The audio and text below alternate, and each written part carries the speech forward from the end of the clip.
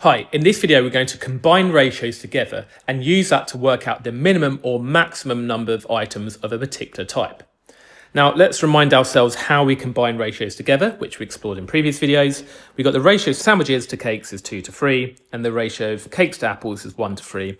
And what we did is we put that in a little table. So if we have a table with columns for each type of thing, so whether sandwiches or cakes or apples, sandwiches, cakes, apples, then each column represents a different type of item, and we put these ratios that we have into the table. So the ratio of sandwiches to cakes is 2 to 3. So we have a row for that ratio, 2 to 3, in the sandwich and cake column. And then the ratio of cakes to apples is 1 to 3. So in the cakes column and the apples column, I put the 1 and the 3. And then remember to combine these together, whatever the part is that's common to the two ratios, can we see there's a cake part in this ratio and a cake part in this ratio? These are common. We need these to be the same number. And the way we did that is to scale the ratios until these are the same number.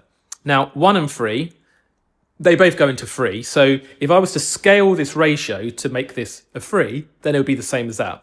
And to scale a ratio, whatever you do to one part, you have to do the same to the other. So if I times that 1 by 3, and that 3 by the same number 3, this ratio here becomes 3 and 9. And then because this now matches this, we can just put this 2 here. So it's 2 to 3 to 9. So let's do that, 2 to 3 to 9. Okay, right, we've combined the ratio together. The ratio of sandwiches to cakes to apples is 2 to 3 to 9.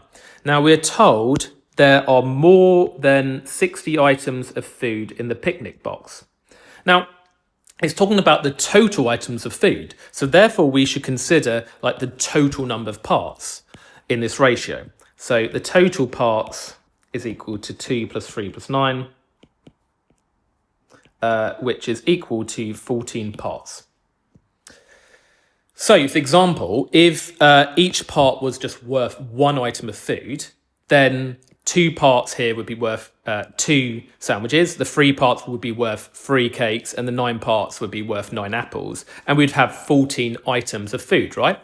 But we're told we have 60 items of food. So we've got to scale this 14 by thinking what one part is worth, such that we have more than 60 items of food. So the way we do that is we think, what is the smallest multiple of 14, which is bigger, more than 60? Well, if I do 14 times 4, that's going to be 14, 28, 56, which is not more than 60. But if I have 5 times the 14, I'm going to have 5 times 14 is 70, which is more than 60. Yep. So that's what we do.